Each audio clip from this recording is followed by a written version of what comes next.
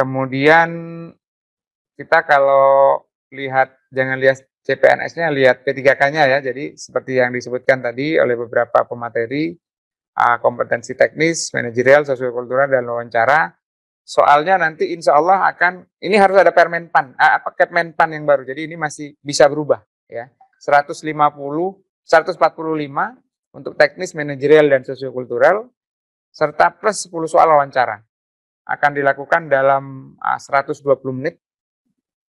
Dan untuk disabilitas diberi bonus 30 menit, jadi 150 menit.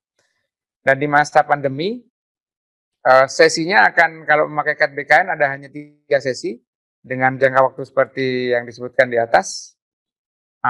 Untuk hari Jumat khusus ada 2 sesi. Untuk kompetensi teknis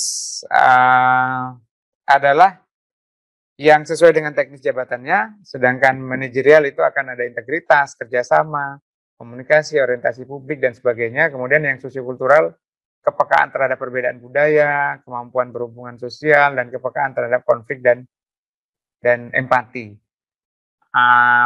Kalau di tes CPNS kan ada TWK, tes wawasan kebangsaan, TIU, tes intelijensia umum, kemudian TKP, tes karakteristik pribadi. Kira-kira TIU itu akan sama dengan kurang lebih kompetensi teknis. Kemudian yang manajerial itu beberapa TKP, kemudian sosiokultural beberapa TKP dan TWK, gitu ya. Jadi itu kira-kira. Dan kemudian saya sampaikan lagi seperti Ibu Lia tadi sampaikan, kita mengintegrasi data. Jadi beberapa data yang sudah ada pemilik datanya itu akan digunakan sebaik mungkin. Iya. Oke. Kemudian, khusus seleksi masa pandemi ini yang menjadi perhatian khusus memang, karena ada varian-varian baru yang memungkinkan kita harus lebih hati-hati gitu ya. Ada versi India, alfa, beta, gamma gitu, alfa, beta, delta gitu ya. Dan katanya menular lebih cepat, masa inkubasi lebih cepat, tidak mudah dideteksi, tersebar di beberapa wilayah, dan memerlukan kehati-hatian yang lebih. Oleh karena itu, ini mungkin beberapa tindakan yang perlu kami antisipasi dari awal. Dan untuk mencegah kerumunan yang masif, kami dalam tanda kutip mewajibkan instansi daerah untuk membuat titik lokasi mandiri atau sharing mandiri, sehingga dia tidak tidak harus terlalu banyak berpindah hanya untuk melakukan seleksi gitu, tidak harus di titik lokasi BKN. Nah, untuk yang pusat ada beberapa kementerian dan lembaga yang sudah menyatakan akan mendirikan titik lokasi mandiri. Nah, sayangnya, ini saya sampaikan sayangnya, Kementerian Keuangan belum sama sekali menyampaikan informasi mau di titik lokasi mana mandirinya, karena kalau bersandar sepenuhnya pada BKN, itu kami hanya diberi waktu 40 hari Pak untuk melaksanakan seleksi kompetensi dasar dan garing seleksi kompetensi P3K non guru gitu ya. Jadi mohon, karena terus terang saja Kementerian Keuangan adalah salah satu honeypot gitu ya. Ini yang perlu diantisipasi lebih lanjut, karena kalau bisa-bisa hanya mengurusi CPNS dan P3K Kementerian Keuangan sudah habis 2 bulan sendiri gitu BKN. Nah, ini mohon perkenan Pak Karo nanti untuk mengantisipasi hal ini.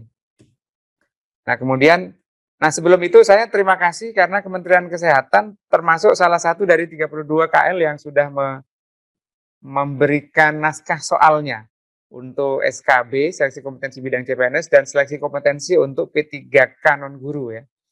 Sementara yang Kementerian Keuangan belum, saya nggak tahu kapan jadwalnya lagi. Kemudian ini prosedur pelaksanaan seleksi dengan KAD BKN dengan protokol kesehatan sesuai dengan surat edaran Kepala BKN nomor 7 2021. Prinsipnya kami akan mencegah kerumunan sejauh mungkin. Jadi peserta datang nomor 1 dengan masker, yang kedua di drop off saja. Jadi bapak, ibu, pacarnya, suaminya, istrinya nggak perlu ikutan ke sana, langsung out ke rumah masing-masing. Kemudian kami akan lakukan nomor 3 pengecekan suhu badan. Kalau lebih dari 37,3 dicek lagi sampai 2 kali. Kalau sudah turun, maka dia akan ditempatkan bukan di normal room, bekerja sama bareng-bareng dengan yang lain, tapi ada di hot room.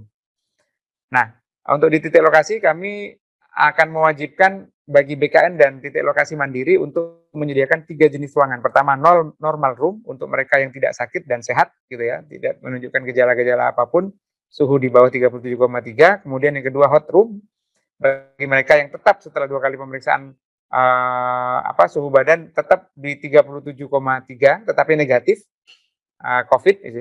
Yang ketiga adalah COVID room, di mana mereka waktu sebelumnya sudah menyatakan diri sebagai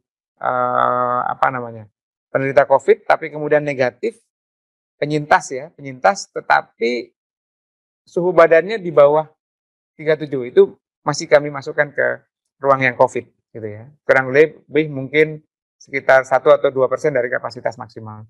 Kemudian nomor 4, pemeriksaan dokumen, pemberian PIN registrasi. Ketika pemeriksaan dokumen, kami menggunakan fitur face recognition supaya tidak banyak menyentuh, banyak buka masker dan sebagainya. Dan kemudian setelah menunggu di ruang steril, mengerjakan ujian dan kemudian selesai. Peserta sesi 1 tidak akan bertemu dengan sesi yang kedua dan sebagainya karena kami menerapkan one way mekanisme untuk di titik lokasi, dan hasilnya pun akan secara real time kami pancarkan di live streaming YouTube sehingga tidak perlu ada kerumunan keluarga yang melihat di sana. Kemudian ini fitur-fitur baru, yang sebelah kiri adalah live scoring YouTube, kemudian fitur presensi sebelah kanan dengan aplikasi juga. Kemudian yang terakhir, tahun ini kami sudah mulai mencoba untuk face recognition ya. Nah, sebagaimana sudah ada di tahun-tahun sebelumnya dan disampaikan oleh Permenpan, setiap kementerian, lembaga, daerah atau instansi itu wajib membuka help desk. Nah, BKN di dalam sistem SSC ASN itu juga sudah ada. Jadi daripada menyampaikan keluh kesah di medsos, kemudian lapor kemana-mana, ke ombudsman dan sebagainya, masih ada fitur help desk yang bisa dipakai oleh peserta jika akan bertanya atau mengalami kendala. Dan aduan tersebut akan dijawab oleh tim help desk BKN jika itu tentang sistem, dan juga tim help desk instansi jika materinya tentang instansi. Kemudian kontak penting instansi dan lain-lain akan ada di ssndata.bkn.go.id/info. Saya kira itu sementara Mbak Ayu.